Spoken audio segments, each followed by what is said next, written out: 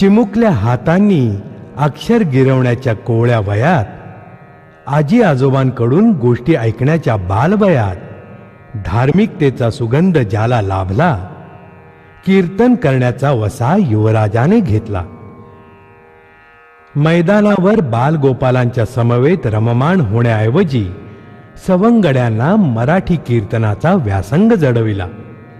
वयाच्या 9व्या वर्षी ग्लोबल कीर्तनाची संकल्पना ज्याने आणली, अशा तपस्वी तेजपुंज ग्लोबल बाल कीर्तनकार हरिभक्तपरायण सौरभ महाराज यांच्या अमृतमय रसाळ वाणीतील संत तुकाराम महाराजांच्या अभंगावरील सुमधुर चिंतन आपुलिया हिता, जो असे जागता, धन्य माता पिता तयाचिया.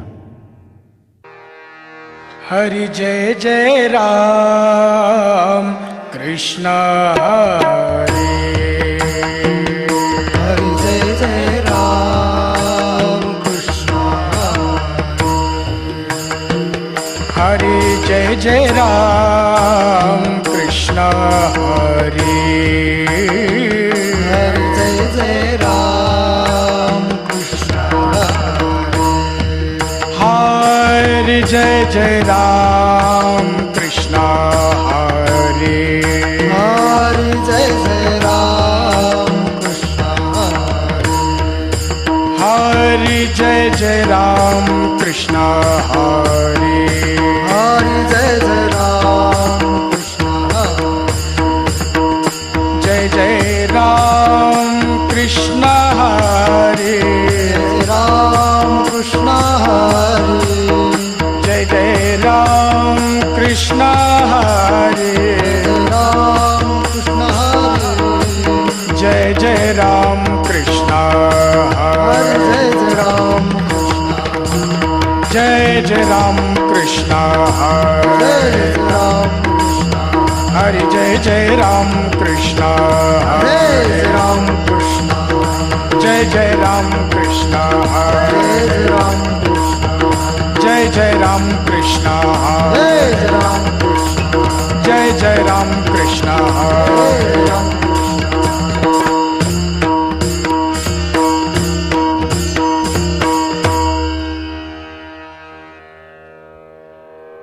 आरूपा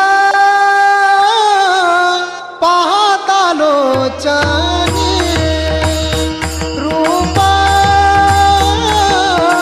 पाहता लोचनी, रूपा पाहता लोचनी.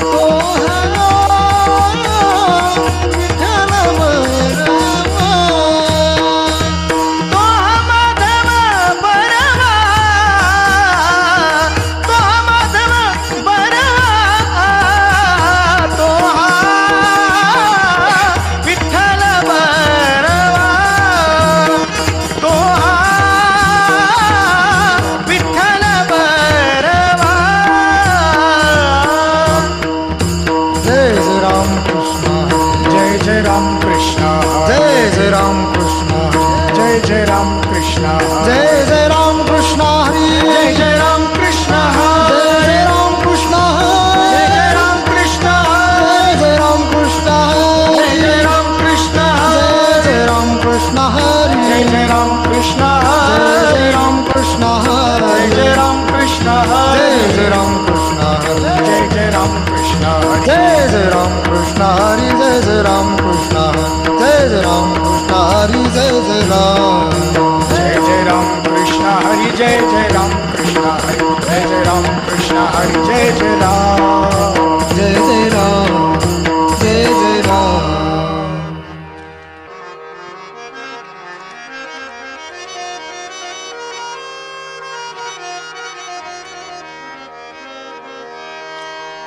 आपुलिया हिता जो आस जागाता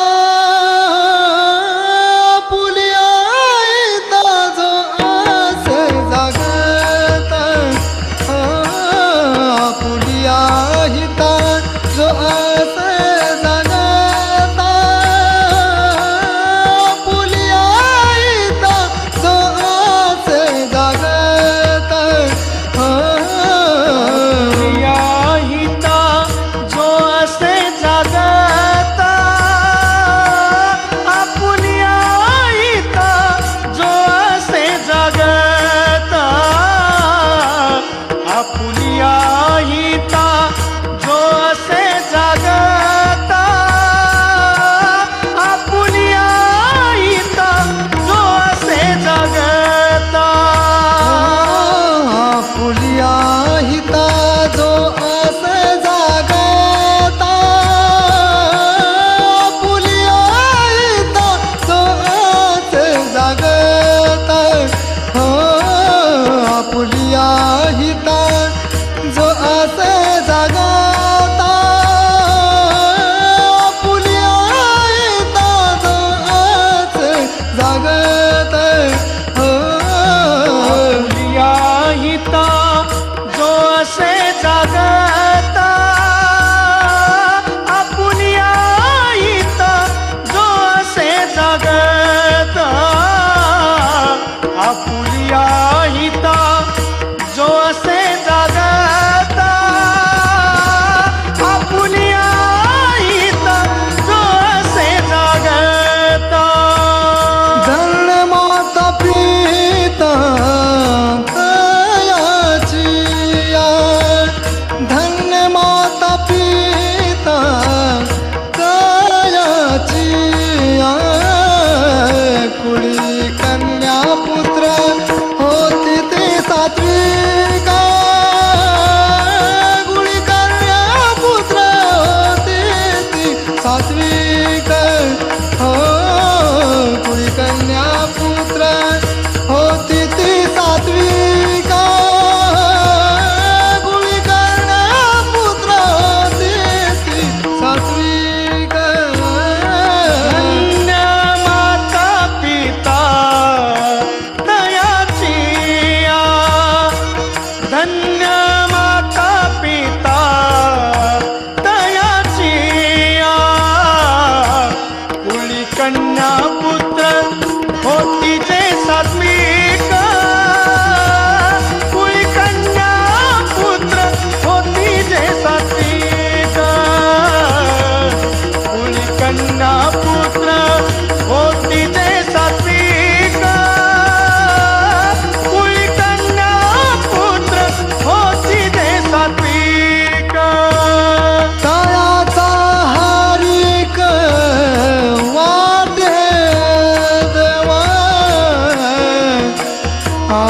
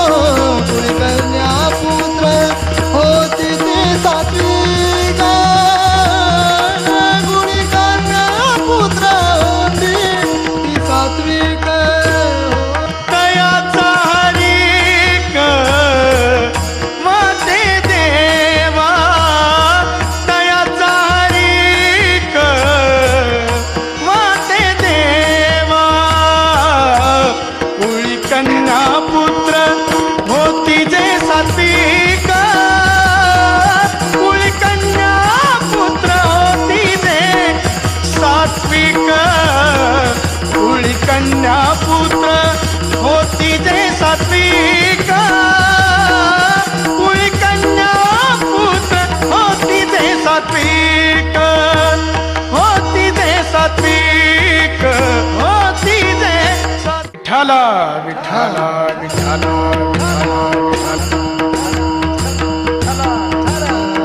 विठ्ठल विठ्ठल विठ्ठल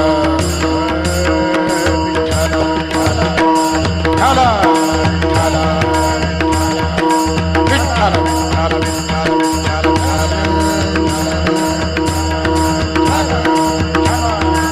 वरदे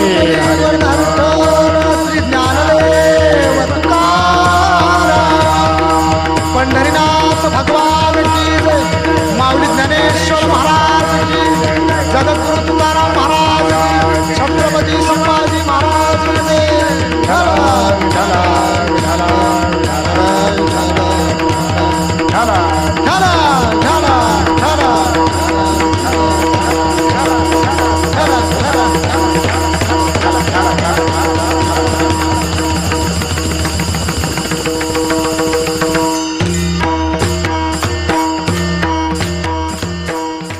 आपुलिया हिता जो आशे जागता धन्य माता पिता तयाच्या कुळी कन्या पुत्र होती जे सात्विक तयाचा हरिक वाटे देवा गीता भागवत करीती श्रवण अखंड चिंतन विठोबाचे तुका म्हणे मज घडो त्यांची सेवा तरी माझ्या दैवा पार नाही.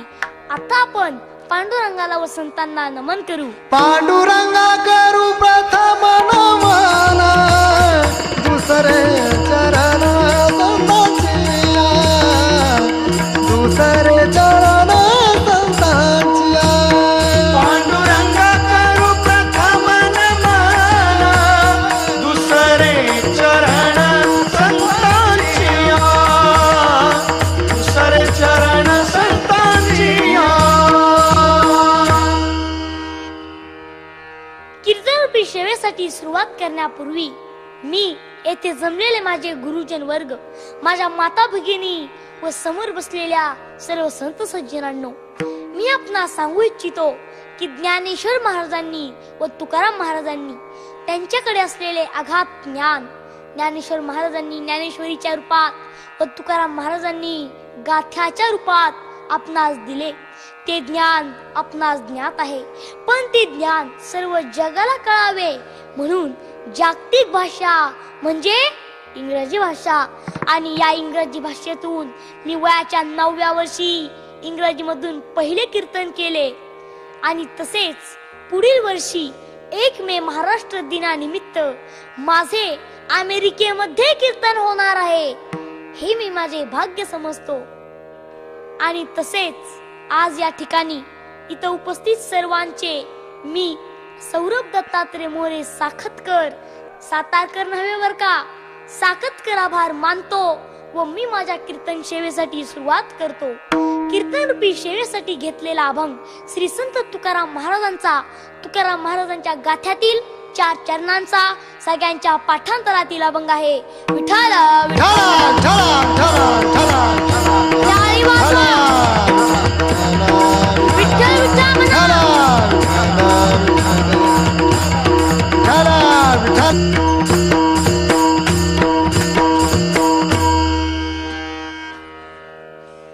आपुल्या हिता जो असे जागता धन्य माता पिता तयाचिया.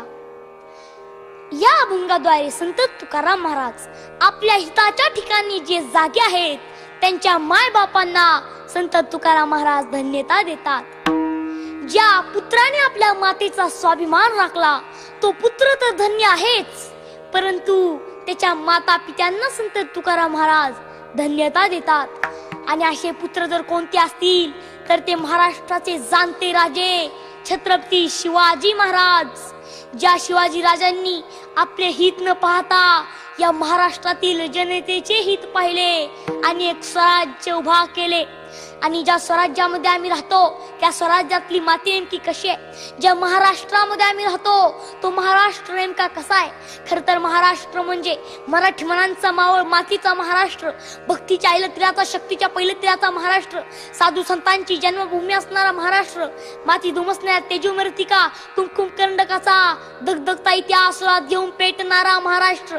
गरजा महाराष्ट्र माझा म्हणून स्वाभिमानी मराठ्यांचा अभिमान ज्वलंतानी जीवन ठेवणाऱ्या जगदंबा पोतुरात घेऊन घोंगवणाऱ्या वादळाचा माझ्या छत्रपती शिवाजी राजांचा महाराष्ट्र आणि अशा शिवाजी राजांना जन्म देणाऱ्या जिजाऊ मातेला संत तुकाराम महाराज धन्यता देतात. विठ्ठल म्हणून धन्य माता पिता तयाची या. धन्य माता नंतर पिता. पहिला क्रमांक मातेलाच का, पित्याला का नाही? कारण स्वामी तिन्ही जगाचा आई विना भिकारी. अहो परमेश्वराला देखील आईच्या प्रेमापासून वंचित राहावे लागले. म्हणून मी तुम्हाला अनिल दीक्षित यांनी लिहिलेल्या एका कवितेतील हा संत नामदेव महाराजांची आई गोनाई व साक्षात पांडुरंग या तिघांचा हा प्रसंग आहे. हा प्रसंग मी तुम्हाला थोडक्यात सांगतो. दिवाळीचा सण असतो. नामदेव महाराज झोपलेले असतात. गोनाई येते, नामदेव महाराजांना प्रेमाने म्हणू लागते, उठ उठ नामदेवा, अरे किती झोपशील, सण दिवाळीचा आज आहे पहिली अंघोळ. तेल सुगंधी लावून छान मालिश करीन, मग उठणे चोळून तुला आंघोळ घालीन. गंध कपाळी लावून तुझे करीन औक्षण, अनारसे कडबोळी लाडू करंजा देईन. तसा नामा म्हणाला, आई आई ग, एक सांगशील, माझ्या संगी विठूला आंघोळ घालशील. आहे पोर का बिचारा, त्याला नाही की ग आई, तिचा चेहराही कसा त्याला माहीतही नाही. गोनाई म्हणाली, काळ्या विठ्ठला वाचून तुला सुचते का काही, आई हाक सुद्धा कधी तुझ्या ओठी येत नाही. मग आईच्या रागाला पाहून नामदेव महाराज आईला लाडी गोडी लावतात आणि म्हणतात, विठ्ठलाच्या मूर्तीमध्ये तू दिसते ग मला, तुझ्या मध्येही दिसतो माझा श्रीरंग सावळा. मग गोनाई म्हणाली, नको लाडी गोडी लावू, स्नान घरात जा आता, मी आले पाठोपाठ पाणी कडक तापता. आई जाताना मग याला ध्यास विठूचा लागला, तसा धावत पळत नामा देवळात आला. त्याची लागत चाहुल प्रगटले पांडुरंग, नामदेव म्हणे त्यासी, विठू चल माझ्या संग. तेल उठणे लावून आई घालील अंघोळ, सण दिवाळीचा आज मस्त करूया फराळ. तुझ्या सावळ्या रंगाचे आहे एकच कारण, नाही घातले आईने स्नान चोळून मोळून. मग शेवटी विठ्ठल तयार झाले. पण विठ्ठल म्हणाले, नामदेवा, मी तुझ्या घरी आंघोळ करण्यास जातो, पण तुला माझ्या जागी उभे राहावे लागेल. नामदेव महाराज तयार झाले, कारण नामदेव महाराजांना आईच्या हातून विठ्ठलाला आंघोळच घालायची होती. म्हणून नामदेव महाराज तयार झाले. मग शेवटी विठ्ठल नामदेव महाराजांच्या घरी आले. मग गोनाईला वाटले की नामदेव इतक्या वेळ झाला स्नान घरात गेलाय, त्याने कपडे काढलेत की नाहीत हे पाहण्यासाठी गोनाईने हाक मारली, काढलेस का कपडे. हाक गोनाईची आली, वस्त्रे काढण्या विठूने तशी सुरुवात केली. पाणी घेऊन गोनाई स्नान घरामध्ये येता, अंगावर खेकसली, तिथे विठ्ठल पाहता. गोनाई म्हणाली, इथे आलंस तू कसा, कुठे माझा नामदेव, बोल की रे आता विठ्या, तुला भरली का हिव. शब्द फुटे नासा झाला, अंगी कापरे भरले, ब्रह्मांडाच्या नायकाला ब्रह्मांडच आठवले. विठ्ठल दबक्या आवाजात गोनाईला म्हणू लागले, नामदेवाऐवजी तू मला स्नान घालशील, साऱ्या विश्वात पहिली भाग्यवान ठरशील. गोनाई म्हणाली, अरे तुला नि जगाला नाही माझ्या लेकी भाव, माझ्या नाम्यात माझा फक्त अडकला जीव. तुझ्या भक्तीने जगात नको प्रसिद्धी मलाही, साऱ्या जगाने म्हणावे मला नाम्याची गोनाई. मग शेवटी गोनाईचा राग शांत झाला आणि गोनाई विठ्ठलाला प्रेमाने म्हणू लागली, तुझी आंघोळीची इच्छा पूर्ण करीन मी देवा, देवपणा विसरुनी माझ्या पोटी जन्म घ्यावा, माझ्या पोटी जन्म घ्यावा. मात्र त्वाचे मोठेपण देवालाही त्या पटलं, आईसाठी बिचाऱ्याला लहान व्हावंस वाटलं, लहान व्हावंस वाटलं.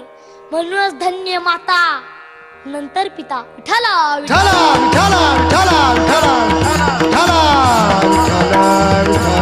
परशुरामाने वडिलांची आज्ञा पाळली, तसेच तुम्ही देखील वडिलांची आज्ञा पाळा.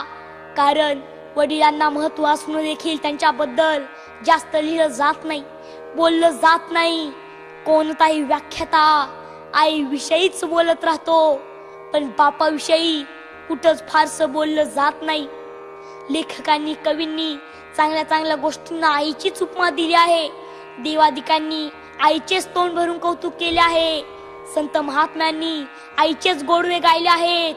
पण बापाविषयी कुठंच फारसं बोललं जात नाही, लिहिलं जात नाही. काही लोकांनी बाप रेखाटला, पण तोही तापट, व्यसनी, मारझोड करणारा. समाजात 1-2% असे बाप असतीलही, पण चांगल्या वडिलांबद्दल काय? आई घराचं मांगल्य असते, तर बाप घराचा अस्तित्व असतो. आई सर्वांसमोर मोकळेपणाने रडू शकते, पण रात्री उशी तोंड खुपसून रडतो तो बाप. आई रडते, पण वडिलांना रडता येत नाही. स्वतःचा बाप वारला तरी वडिलांना रडता येत नाही, कारण छोट्या भावंडांना जपायचं असतं.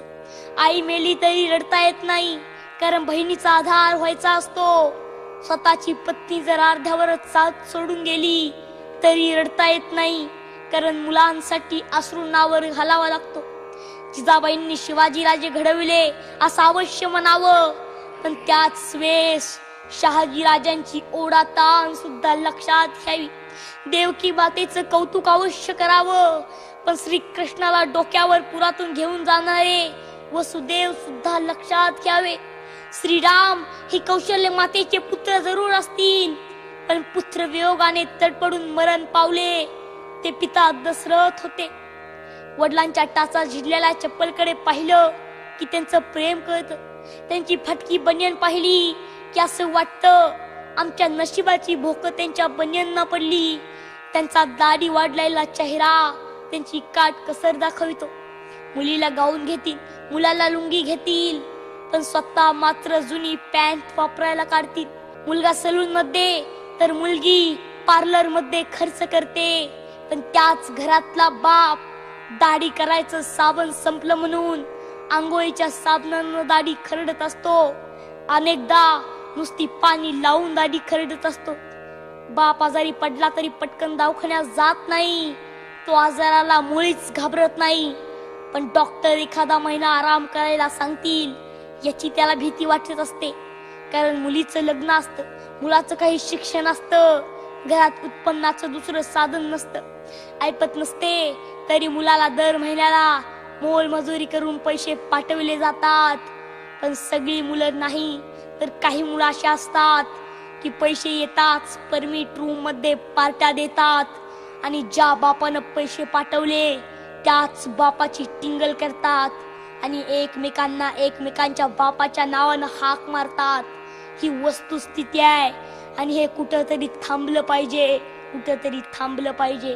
कारण आई घराचं मांगल्य असते, तर बाप घराचं अस्तित्व असतो. ज्या घरात बाप आहे त्या घराकडे वाईट नजरेने कोणीही बघू शकत नाही, कारण त्या घरातला कर्ता जिवंत असतो.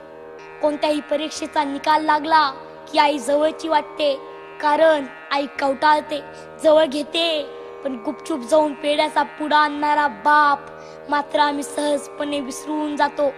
पहिलं टकरणीचं खूप कौतुक होतं, पण हॉस्पिटलच्या आवारात अस्वस्थपणे वावरणाऱ्या बापाची दखल कोणी सुद्धा घेत नाही. ठेस लागली, फटका बसला, चटका बसला की आई ग हा शब्द तोंडातून बाहेर पडतो. पण हायवेवर रोड क्रॉस करताना जर अचानक एखादा ट्रक जर जळून गेला तर बाप रे हा शब्दच तोंडातून बाहेर पडतो. कारण छोट्या छोट्या संकटाला आई चालते, पण मोठमोठे वादळ पेलताना बापाच आठवतो. कोणताही बाप श्रीमंत मुलीच्या घरी जास्त जात नाही, पण गरीब लेकीच्या घरी उभ्या उभ्या का होईना पण चक्कर मारत असतो. तरुण मुलगा जर रात्री उशिरा घरी आला तर त्याची आई नाही तर बापच जागा असतो. मुलाच्या नोकरीसाठी साहेबांपुढे लाचार होणारा बाप, मुलीच्या स्थळासाठी उंबरठे झिजवणारा बाप, घरच्यांसाठी स्वतःच्या व्यथा दडपणारा बाप खरंच किती ग्रेट असतो ना. वडिलांचं खरं महत्व कुणा कळतं? लहानपणी चळी सोडून गेल्यावर अनेक जबाबदाऱ्या लवकरच पेलाव्या लागतात. एका वस्तूसाठी ज्यांना तरसावं लागतं त्यांनाच वडिलांचं खरं महत्व कळतं.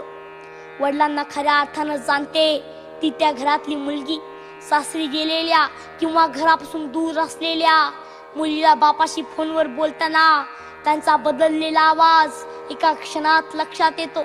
मग त्याने एक प्रश्न विचारते, कोणतीही मुलगी बापाच्या इच्छेखातीर लग्नाला तयार होते, कोणतीही मुलगी बापाला जाणते, जपते, इतरांनी देखील तसंच जाणावं, हीच प्रत्येक बापाची किमान अपेक्षा असते. जे तरुण बांधव आपल्या आई वडिलांना जाणतात त्यांच्याबद्दल तुकाराम महाराज काय म्हणतात? आपली अहिता जो असे जगता, आपली अहिता जो असे जगता, आपली अहिता जो असे जगता, आपली अहिता जो असे जगता, आपली अहिता जो असे जगता, आपली अहिता जो असे जगता, आपली अहिता जो असे जगता, आपली अहिता जो असे जगता, आपुली अहिता जो असे जगता, धन्य माता पिता तयाची आपुली अहिता जो असे जगता, धन्य माता पिता तयाची.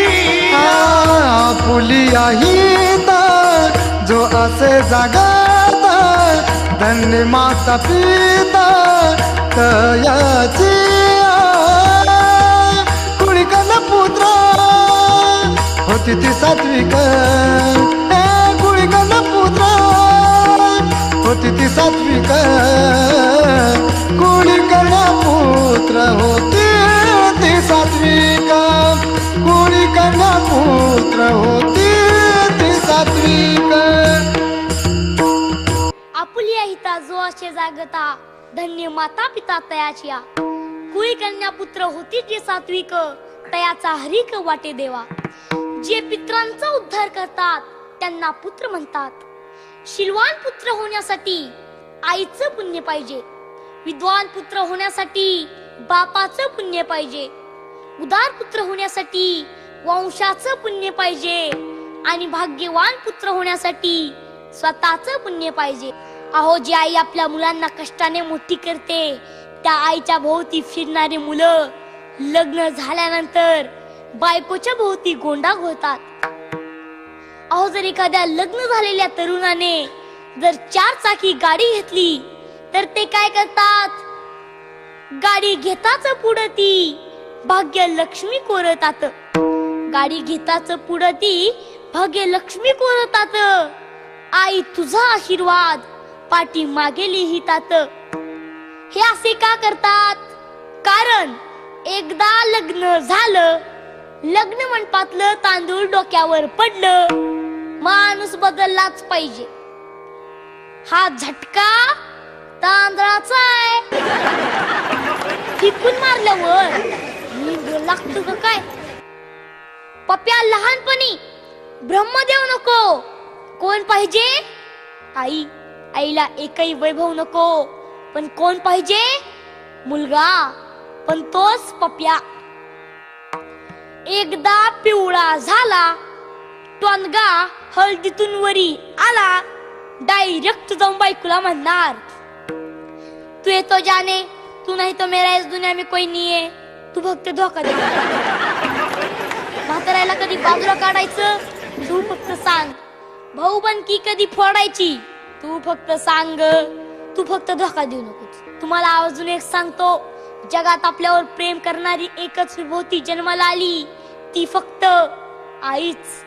जगात कोणत्याही आईला असं वाटत नाही की आपल्या मुलाचं वाईट व्हावं.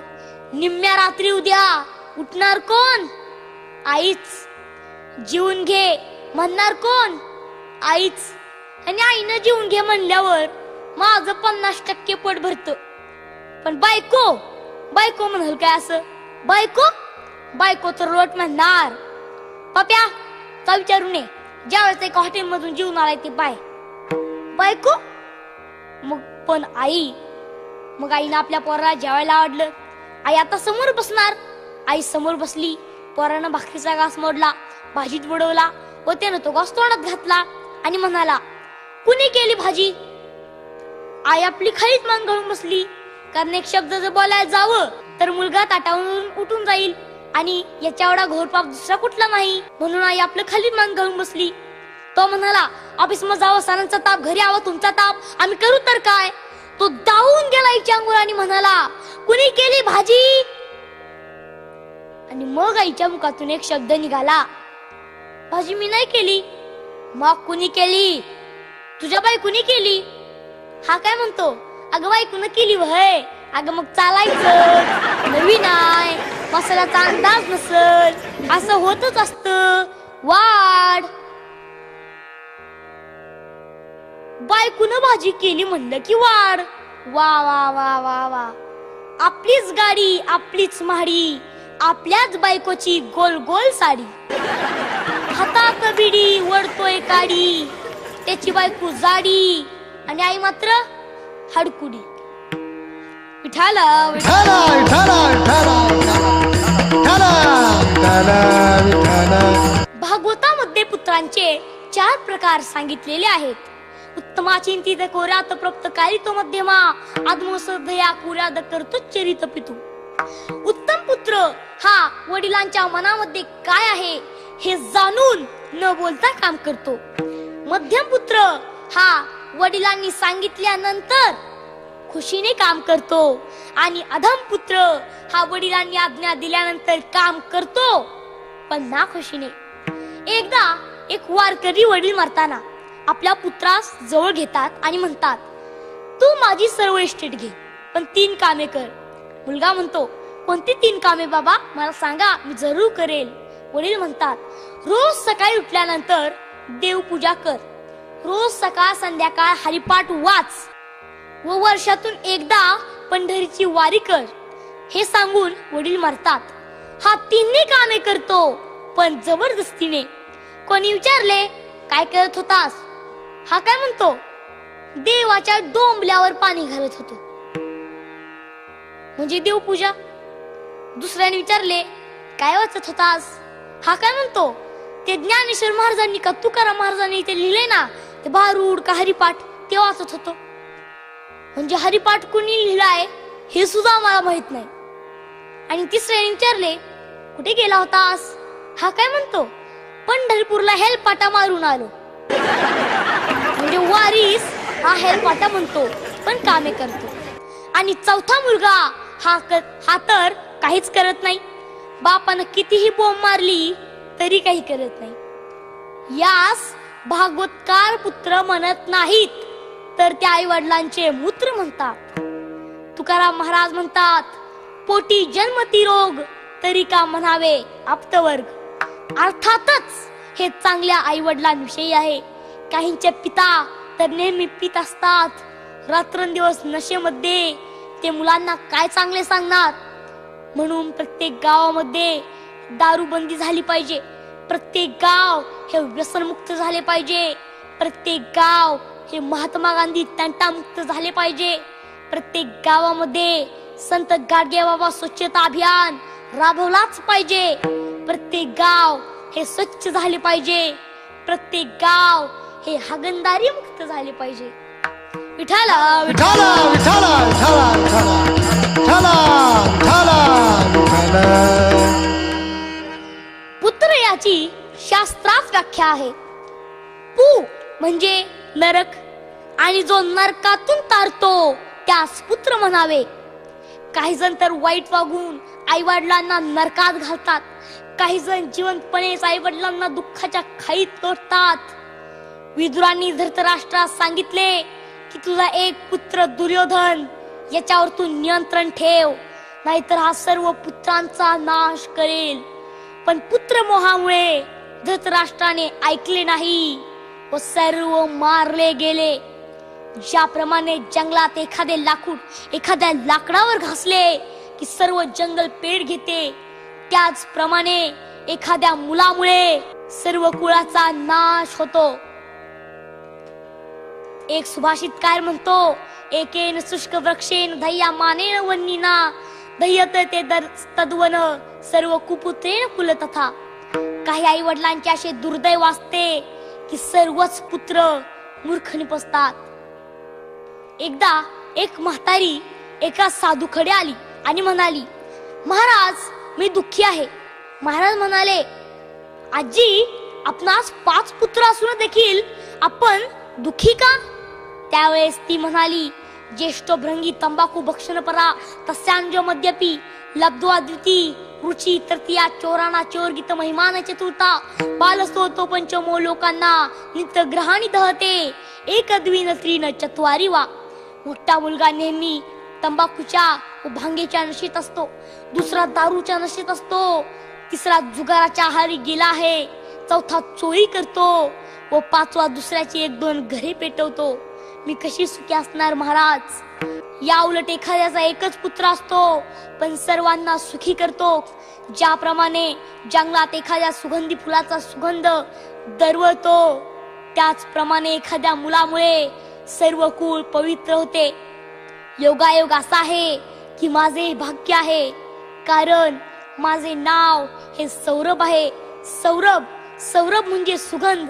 म्हणून ज्ञानेश्वर महाराजांच्या ज्ञानेश्वरीचा व तुकाराम महाराजांच्या गाथ्याचा सुगंध मी अवघ्या महाराष्ट्रातच नव्हे, भारतातच नव्हे, तर अख्ख्या जगाच्या कानाकोपऱ्यात पसरवल्याशिवाय मी राहणार नाही. विठ्ठल विठ्ठल विठ्ठल विठ्ठल विठ्ठल विठ्ठल. तुकाराम महाराज म्हणतात, पुरे एकाची माय पुत्र पोटी हरिस्मरणे उद्धरे कुळे कोटी. या उलट तुकाराम महाराज काय म्हणतात? तुका म्हणे हरिसी विनमुख गांधारीचे उदरी शतमूर्ख. त्यासाठी आपण एक दृष्टांत पाहू. एकदा एका शेतकऱ्याचे 4 पुत्र होते. मग ते नेहमी कोणत्याही कामासाठी आपापसात भांडत असे. मग त्यांना कसं समजवावं हा प्रश्न त्या शेतकऱ्याच्या समोर पडला. मग एके दिवशी त्याला एक युक्ती सुचली. मग त्या शेतकऱ्याने एक लाकडाचा गट्टा घेतला आणि प्रत्येक मुलाच्या हाती दिला आणि म्हणाला, हा लाकडाचा गट्टा तुम्ही मोडून दाखवा. प्रत्येकाने खूप प्रयत्न केला पण तो लाकडाचा गट्टा काय मोडला नाही. मग त्या शेतकऱ्याने एक काठी काढून प्रत्येक मुलाच्या हाती दिली आणि म्हणाला की हे लाकूड तुम्ही मोडून दाखवा. प्रत्येकाने सहजच त्या लाकडीचे तुकडे केले. शेतकरी म्हणाला, समजलं का? जर तुम्ही एकत्र राहिलात तर तुमचे कोणीही काहीही वाईट करू शकणार नाही, आणि जर तुम्ही वेगवेगळे राहिलात तर तुम्हाला आपत्ती येण्याची शक्यता आहे. आणि त्याचप्रमाणे या महाराष्ट्रातील प्रत्येक आई वडिलांच्या प्रत्येक मुलांनी जर हीच पद्धत अवलंबली तर त्यांना शारीरिक, मानसिक व बौद्धिक हानी होणार नाही आणि त्यांचे कुटुंब देखील सुखी झाल्याशिवाय राहणार नाही.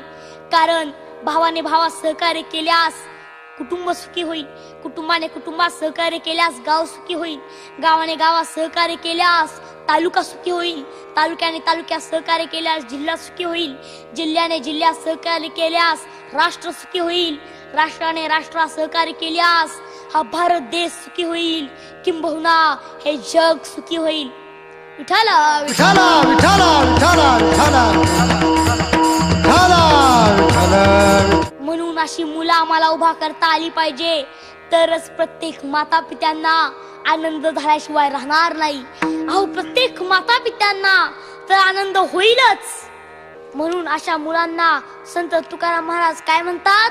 कोळी कन्या पुत्र होती ती सात्विक, कोळी कन्या पुत्र होती ती सात्विक, कोळी कन्या पुत्र होती ती सात्विक, कोळी कन्या पुत्र होती ती सात्विक, कुळी कन्या पुत्र होती जे सात्विक, कुळी कन्या पुत्र होती जे सात्विक, कुळी कन्या पुत्र होती जे सात्विक, कुळी कन्या पुत्र होती जे सात्विक.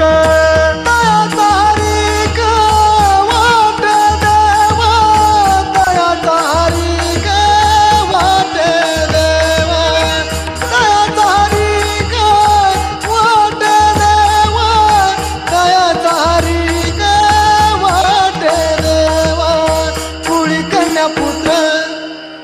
होती ती सात्विक कुळी कन्या पुत्र होती ती सात्विक कुळी कन्या पुत्र होती ती सात्विक कुळी कन्या पुत्र होती ती सात्विक तयाचा हरी का वाटे देवा तयाचा हरी का वाटे देवा तयाचा हरी का वाटे देवा तयाचा हरी का वाटे देवा कुळी कन्या पुत्र होती जे सात्विक कुळी कन्या पुत्र होती जे सात्विक कुळी कन्या पुत्र होती जे सात्विक कुळी कन्या पुत्र होती जे सात्विक कुळी कन्या पुत्र होती जे सात्विक तयाचा हरिक वाटे देवा. गीता भागवत करीती श्रवण अखंड चिंतन विठोबाचे. जगावं कसं यासाठी गीता, मरावं कसं त्यासाठी भागवत. जगावं कसं हे गीतेने अर्जुनाला शिकवलं आणि मरावं कसं हे राजा परीक्षितीला श्रीमद भागवताने शिकवलं. ज्या पांडुरंगाला भेटण्यासाठी संतांना वेद लागतो, ज्या पांडुरंगाचे गुणगान ऐकल्यावर मन आणि कान तृप्त होते, ज्या पांडुरंगाचे स्वरूप पाहिले की आनंदाला भरती येते, त्या पांडुरंगाचे आपण प्रेमाने भजन करू. विठोबा रुक्माई जय जय विठोबा रुक्माई जय जय विठोबा रुक्माई जय जय विठोबा रुक्माई जय जय विठोबा रुक्माई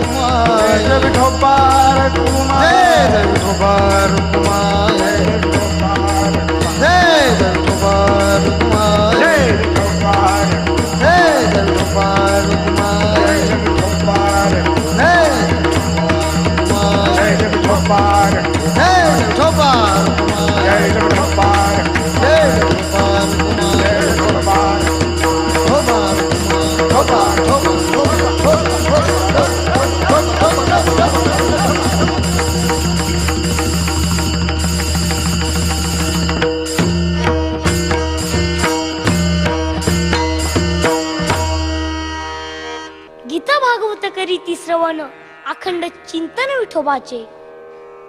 चिंतन चिंतन कुठेही केव्हाही व कोणत्याही अवस्थेत करता येते. चिंतनाशी न लगे वेळ सर्व काळ करावे. नामाच्या परमात्म्याच्या चिंतनाने सर्व संकटे टळली जातात. नामाच्या चिंतने 12 वाटा पळते विघ्ने.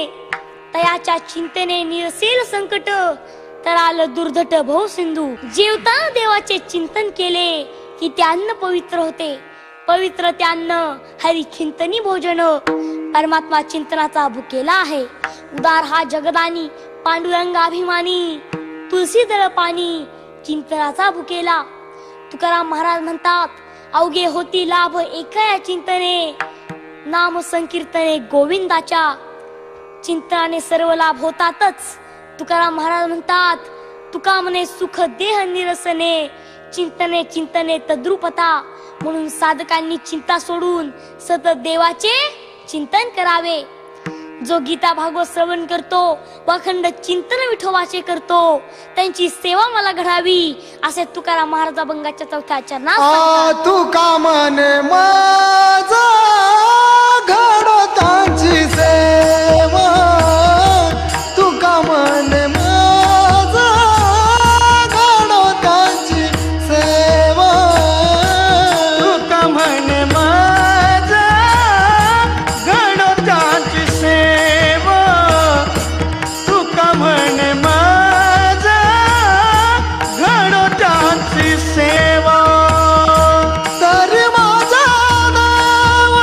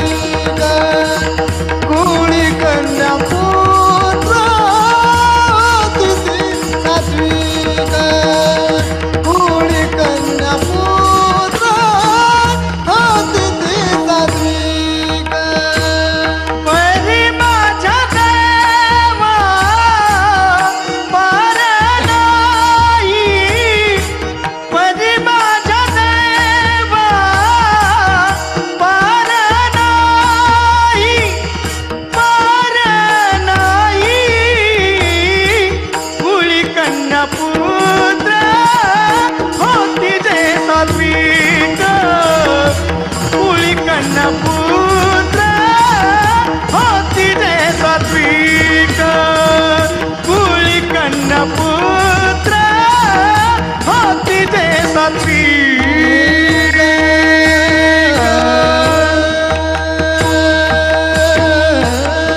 तुका म्हणे मज घडो त्यांची सेवा, तरी माझ्या दैवा पार नाही.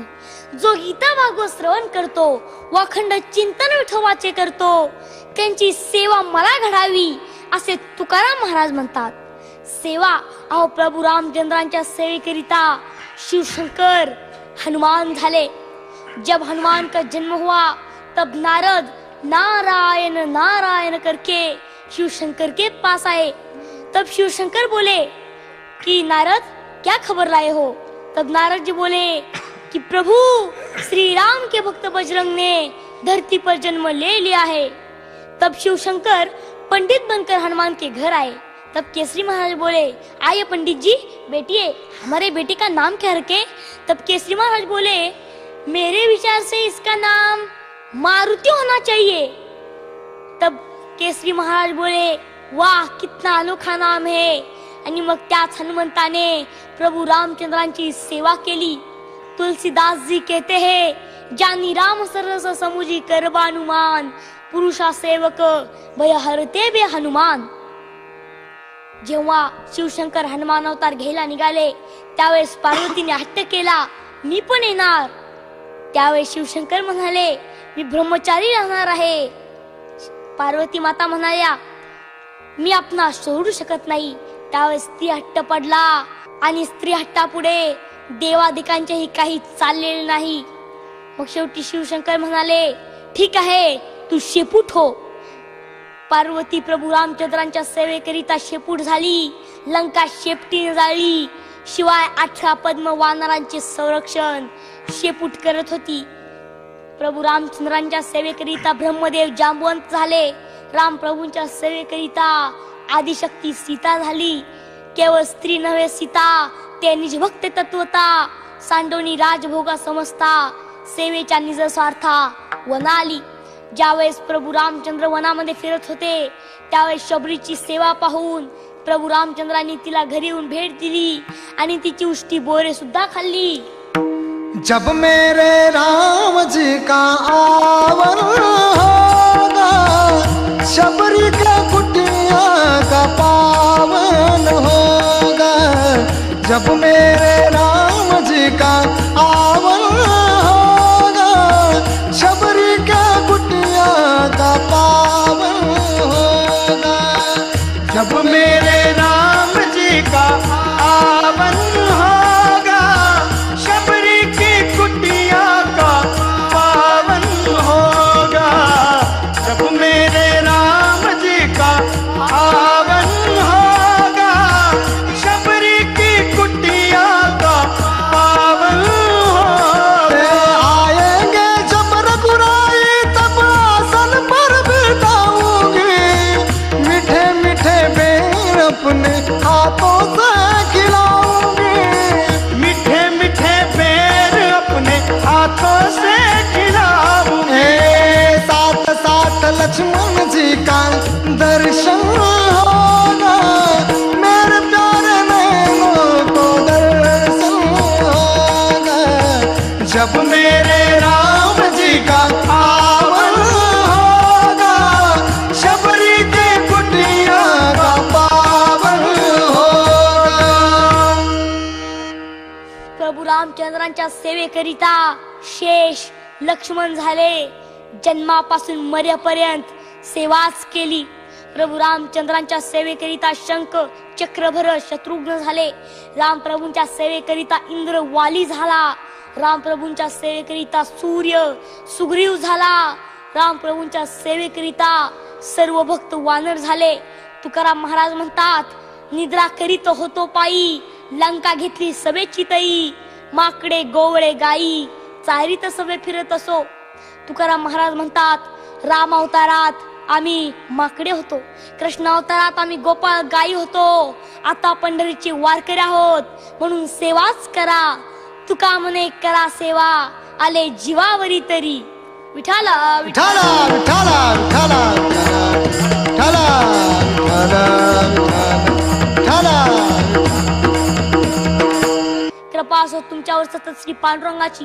पांडुरंगा, या महाराष्ट्राला गरज आहे ती फक्त निसर्गाची, जीवनाला असो किनारकलेची, रसिकतेची, सुख समृद्धी तर असावीच, श्रीमंती असावी मनाची, तुमच्या यशस्वी जीवनाला चव असू आनंदाची.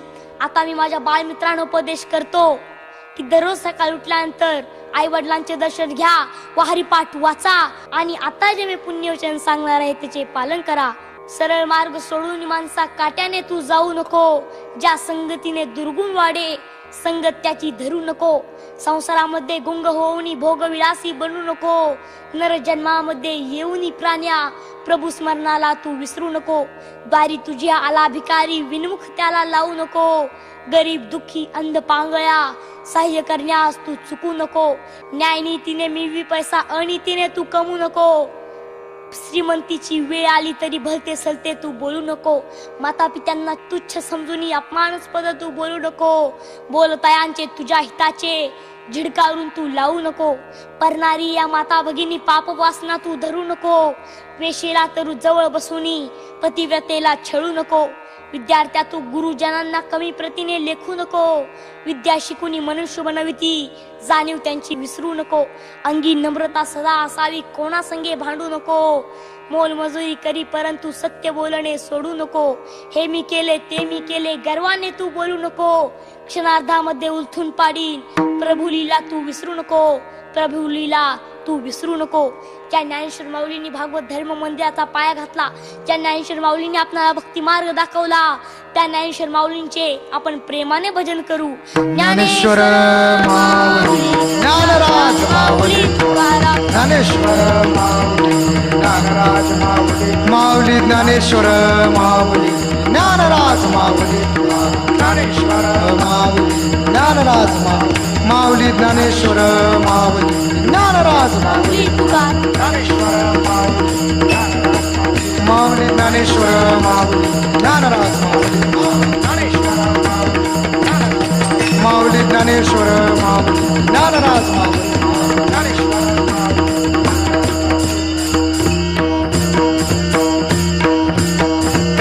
कुंडली विठ्ठल श्री ज्ञानदेव तुकाराम, माऊली ज्ञानेश्वर महाराज, जगद्गुरु तुकाराम महाराज, पंढरीनाथ भगवान की जय.